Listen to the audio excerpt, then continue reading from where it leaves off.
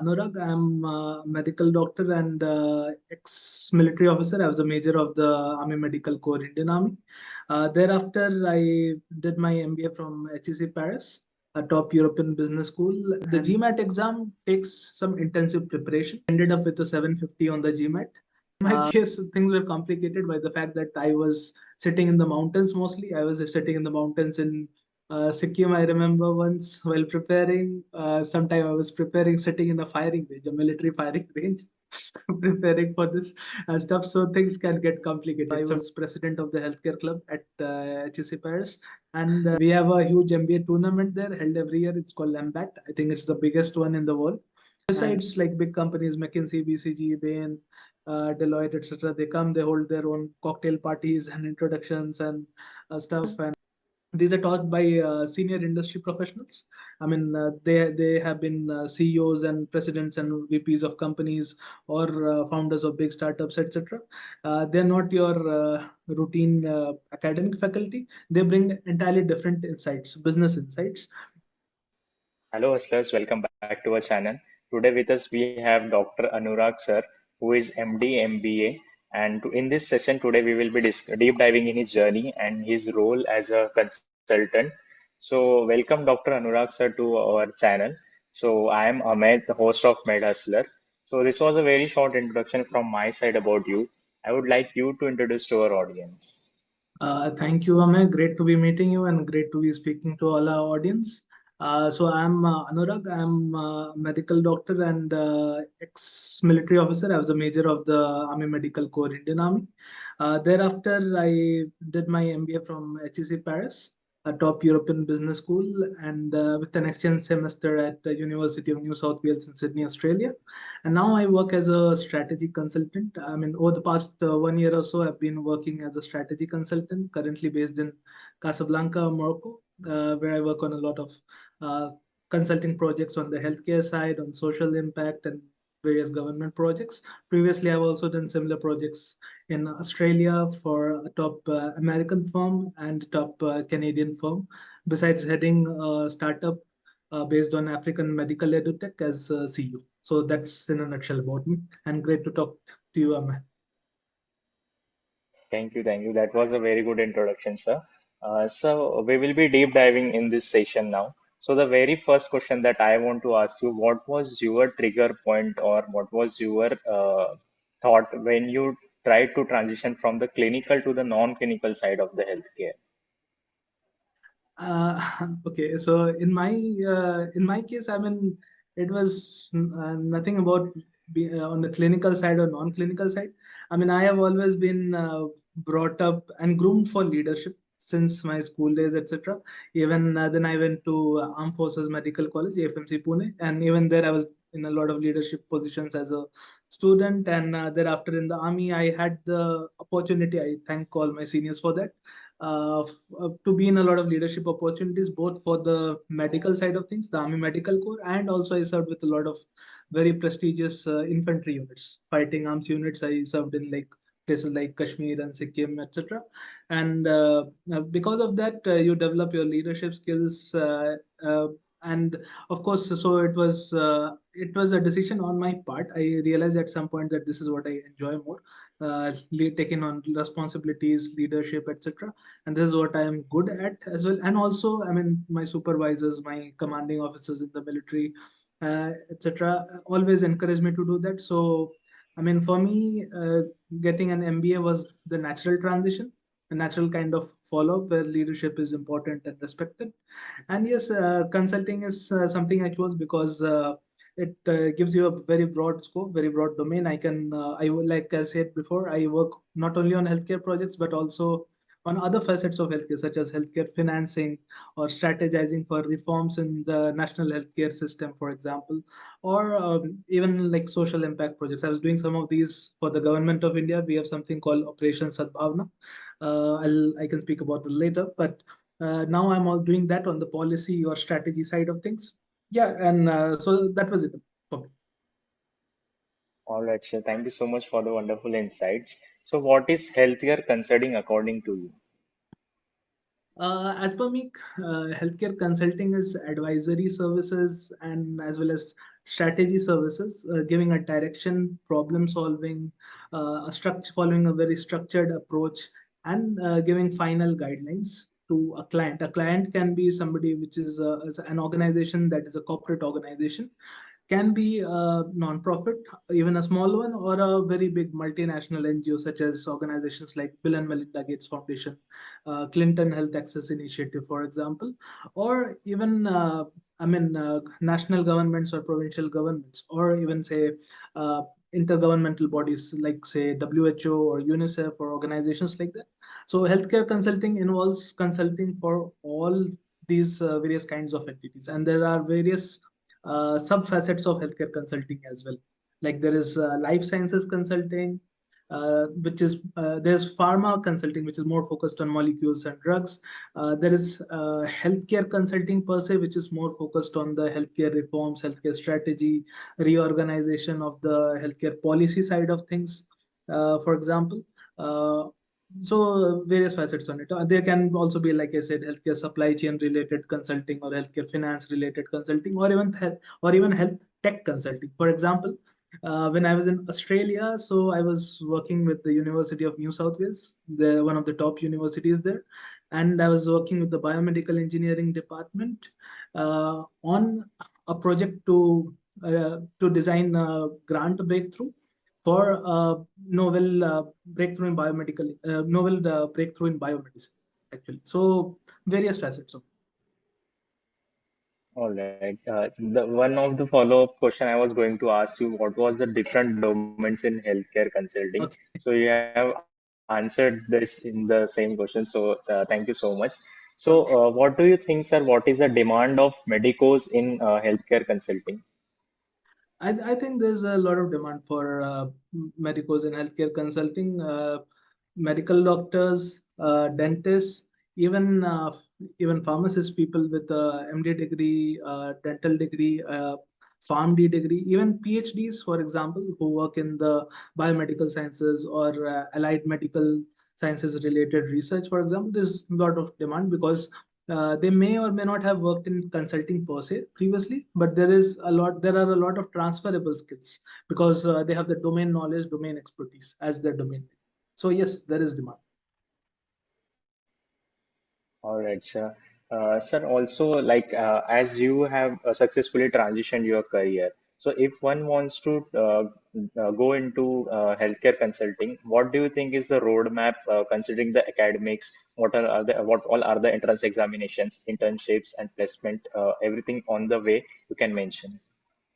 Well, I would say there are at least two ways of going into consulting. One is, say, you join at a more junior level right after your degree with little to no work experience, or you have some work experience or maybe even sizable work experience, as in my case, and then you transition into say consulting or say healthcare consulting per se after an MBA or another management degree. Some people do it say after a degree in say something related to healthcare management or hospital administration. And of course, MBA is a general MBA. An MBA in general management is, of course, the perfect footstep for the transition because I think consulting is something sought after by everyone. And exams related to these would be, of course, if you want to do an MBA or even an affiliated management degree, there is, of course, GMAT, which is more standard uh, everywhere in the world, maybe GRE, depending on the institution. And if you want to go to some Indian institutions, I mean, there are various kinds of exams and entrances at various kinds of seniority levels, for example. So for the Indian exams, you have like the CAT exam, the CAT, the ZAT, and I'm forgetting the names. There are other exams for some of the other top institutions, etc. Depending on the degree and depending on when you enter. When you enter means like you enter immediately after your degree, maybe say with less than 2 years experience or more than 5 years experience or with 20 years experience. It depends. All right, sir. So considering this course, can you mention what are the top colleges in India as well as abroad? Okay, so I presume we are talking about management here, and Yes. thus let me start with the global rankings first. because I'm more abreast with that. So some of the top colleges, if you talk about the US colleges, it is of course the usual suspects: Harvard, Stanford, Wharton. Wharton, in fact, in particular, has a healthcare management specialization or track. So they are called the US M7 schools. There's Chicago Booth, there's Columbia, etc. And on the European side, there are the top European schools: HEC Paris, of which I am a proud alum. There are also other good schools: London Business School, there is INSEAD, there is IMD, and Oxford, Cambridge, etc. I'm talking about the business schools. Uh, on the Indian side, we have good schools like ISB Hyderabad, Indian School of Business, the top three Indian institutes of management: Ahmedabad, Bangalore, and Calcutta. Besides, there are many other good IIMs, and of course, there are other institutes like there's Nasi Monji, there's SP Jain, there is Xavier Institute of Management, and their management schools, etc. XISS, XLRI, etc. So yeah, lot of different top management schools in the world, and their entrance procedures are entirely different. The types of degrees they grant are different. The level of seniority you enter at are different. Some require much more work experience. For example, in the European schools, it is common, like for my cohort, to enter at like 29, 30. So we have like 6 to 7 years work experience. For the US business schools, you enter with like I think 0 to 4 years of work experience, or 2 to 4 years of work experience, something like that. Then there's another degree called the Masters in Management, or the MIM program, for which this is at the top European schools also, but people enter with much lesser work experience, like less than 2 years. Similarly, we have this course at the IIMs also, which is the usual 2 year course. I think it was called PGP earlier, and it's called MBA now. While you have the proper international MBA equivalent course, which is called the MBA EX or MBA Executive. The different nomenclature. People can check that out Yes. online. But yeah, so that's the rough equivalence for these things. All right, sir. So if someone wants to prepare for the GMAT, so what are all the resources you used, and what was your timeline for the preparation, and what was all the requirements for the admission procedure? Okay, sure. So since our audience is mostly comprises medicos, doctors, dentists, etc. So let me speak Yes. from a medicos perspective. Since some of us may have been good at maths, like I was good at maths until high school, but then there comes a break once you get into medicine, because you're not using mathematics every day. So there comes a break. So for medicos, yes, there is a need to prepare and revise, because you have been out of touch with maths for some time. Uh, and the GMAT exam takes some intensive preparation. And I mean, depends on where in the world you come from. For example, if you are from an overrepresented country like, say, India or China, for example, you have it much harder to get into. That is because typically these countries have much higher GMAT scores. So, for example, an Indian or a Chinese with, say, 700 GMAT score may be looked upon as average at one of the top 10 schools in the world, like HEC or Harvard, etc. While, say, somebody from a much less represented country with even, say, a 650 GMAT score maybe sure shot in have a sure shot foot in for the interviews. So that matters. Coming to the GMAT preparation, there are some full interviews of mine available on my link. Yeah, I'll share the links with you, Amma, as well. You can post them in the description of our podcast. Yes. And because that's a whole different topic in itself, and that conversation can go on for long. But yes, it requires intensive, sustained hard work, focused hard work, and I would say at least 6 months of preparation, 6 months of rigorous preparation at least. For medicos, I would recommend them to give in much more time, unless you are able to give 6 full months, because you are either working, doing an internship, doing a residency, or I mean, working elsewhere. Like I was in the army when I was preparing for this. Somebody else may be working somewhere else, etc. So you have job constraints and various such issues. So for me, it took much longer. That's a whole different interesting story. It took for me almost a year and a half, but then I ended up with a 750 on the GMAT, uh, which is like 98th percentile. However, in my case, things were complicated by the fact that I was sitting in the mountains mostly. I was sitting in the mountains in Sikkim. I remember once while preparing. Sometime I was preparing sitting in a firing range, a military firing range, preparing for this stuff. So things can get complicated. Sometimes you don't have internet. Sometimes you don't get leave and stuff. And when I was taking the exam, we used to have only the test center exams for the GMAT. Nowadays, there's a new online edition, etc. So things have changed a bit. But yes, the fundamentals remain the same. You need to prepare, you need to practice very hard. It has to be sustained, focused, and rigorous, and of course, intensive preparation for not less than 6 months. It may take, it's okay to give more time, but these four elements that I mentioned need to be there. All right, so thank you so much for this wonderful insights. The next question I want to ask is, what are the skills do you think is good to have or must have to get into healthcare consulting?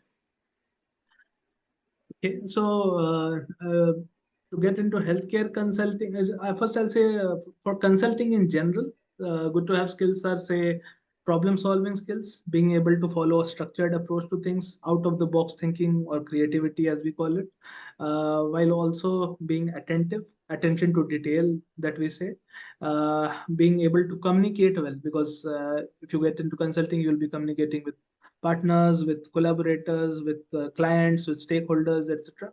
You need to be able to communicate well, and of course, you need to have a growth mindset. You need to have discipline. It's got to be disciplined work, etc. Yes, these are things. These are elements you require in general for healthcare consulting. Of course, an added advantage is the background knowledge of healthcare or medicine or life sciences, as the case may be.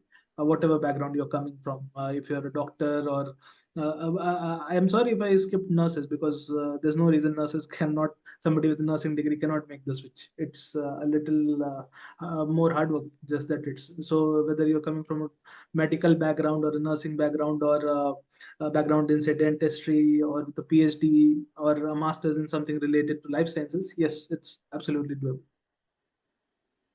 All right, sir.